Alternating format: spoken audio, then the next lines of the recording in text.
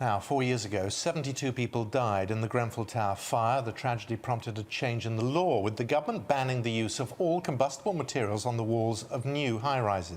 That was back in 2018, but it didn't legislate for building owners to take action or provide enough compensation funds to cover all situations. Efforts by the Liberal Democrats to protect tenants and leaseholders from costs were voted down by the Conservatives. Well, this is an issue, Cladding, that we are determined to push every week, every day if we have to, here on GB News.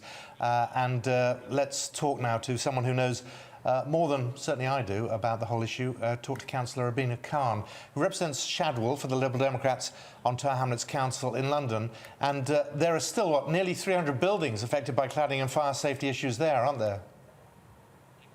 Yes, absolutely, Simon. And one of the things that we had last week was a Tower Hamlets Leaseholders Conference. And sadly, 282 buildings have made an application to the government's building fund. And Manchester has 136, New has 138, Westminster has 127, Southwark has 126, and Greenwich has 102. But we have 282 buildings affected by fire safety issues.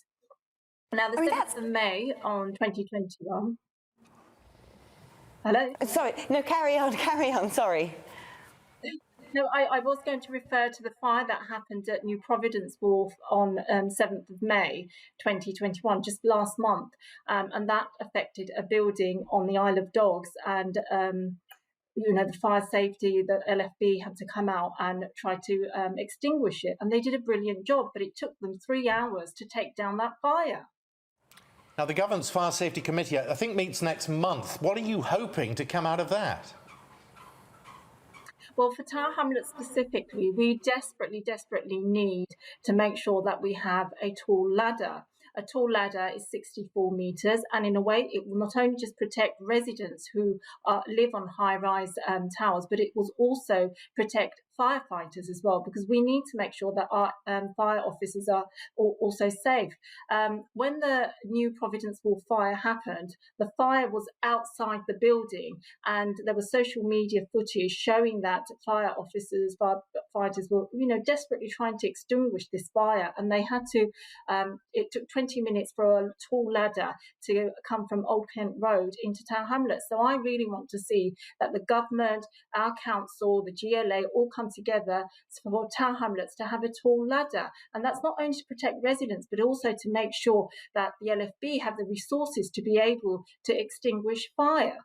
And as a nation, we've got to have a much bigger conversation as to how we protect residents living on tall towers, and also making sure that we seek from other countries like high-rise towers in Singapore, Manhattan, New York, Tokyo, Seoul.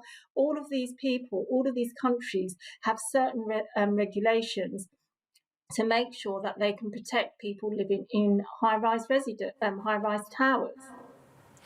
On that, you've actually called for a building safety task force for the borough. I mean, how likely do you think that is to happen?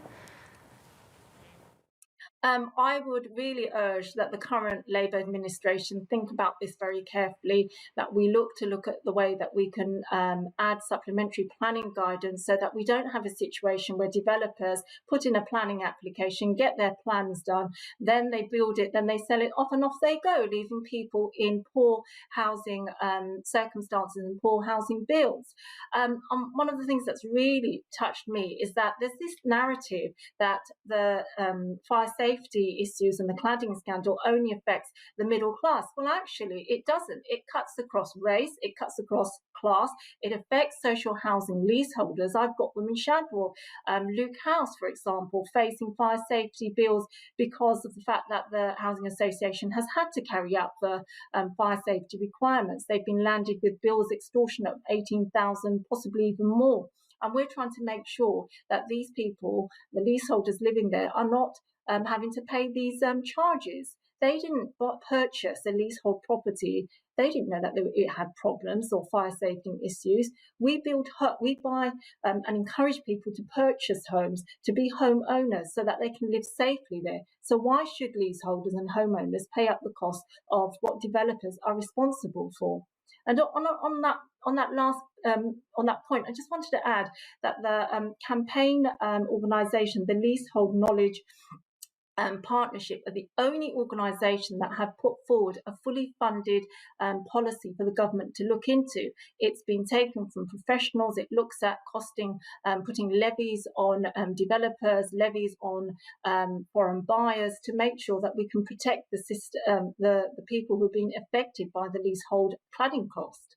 Rabina, we're here on GB News. This is something we're going to take every week. We're going to come back to this until there are some answers.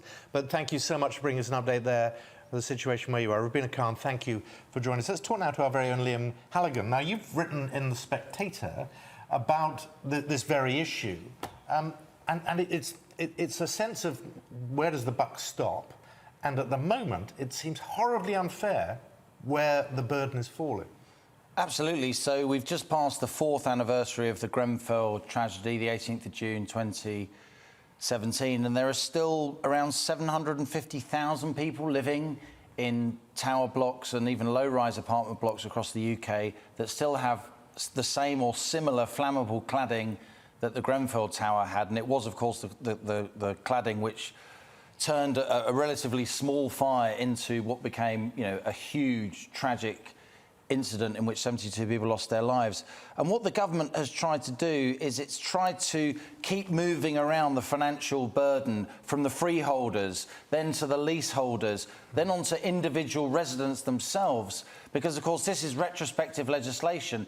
When these buildings were put up, the cladding was legal. Now it's illegal. That's why you've got people living in tower blocks that Can we say that for sure, though, given the inquiry looking into this, there are suggestions that the cladding companies knew very well that they were breaching fire safety standards by putting some of these cladding up? Well, they deny that. What's certainly clear is that the new rules that the government has brought in mean that cladding types that may have been marginal are now definitely illegal, yet they're still on the buildings and people still live in the buildings. That's why you've got a huge mental anguish for some people, kids being really upset that they know they live in buildings that the government has now deemed unsafe. Residents paying for 24-hour fire wardens to literally pace the corridors all night to make sure if there is a fire, they can get people out quicker because the cladding is unsafe, according to the government. The government's basically put forward a kind of a dog's breakfast. It pleases no one. It's a mix of grants and low-interest loans. There's very, very strong feeling among Tory backbenchers about this, as well as Liberal Democrats, as you just heard, and the Labour Party, because an awful lot of young people are caught up in this. First-time buyers who have worked hard, saved hard, got on the housing ladder by buying an apartment, a flat in a tower block or a low-rise, and now they can't move. They can't sell the apartment. They can't get no one else can get a mortgage on it. They can't even get buildings insurance, and people's lives are on hold. It does seem to me that in the end, the government is going to have to dip into its pocket and just pay these people out. But of course, a lot of people would say, and Robert Jenrick, the community's housing secretary, would say, yeah, but surely it must be up to the building owners as well. But, these big property interests, they give a lot of money to the Tory party. They're quite cosy with the Tory party. The Tory high command won't want to upset them in any way. So this really is an issue, and as I tried to bring out in my Spectator article this week, which is called The Housing Mafia. It's all about how powerful the house builders are, but also property sector more generally. And it's because the government dare not push around those big property owners that they're trying to push the costs of replacing this cladding onto leaseholders, onto flat owners themselves, often young people. And that's why this is turning into a very, very difficult political conundrum. It is pretty disgraceful, isn't it? Let's carry on. I mean, it's of huge interest to me. It's of huge interest to you guys. Let's make sure that GB News keeps campaigning for these people in flats where the cladding is now illegal, that they don't end up paying for the cladding themselves because they bought the flats in good faith. Ruinous sums people having to pay, 40, 50, 60 grand, completely life-transforming amounts of money for the vast majority of people.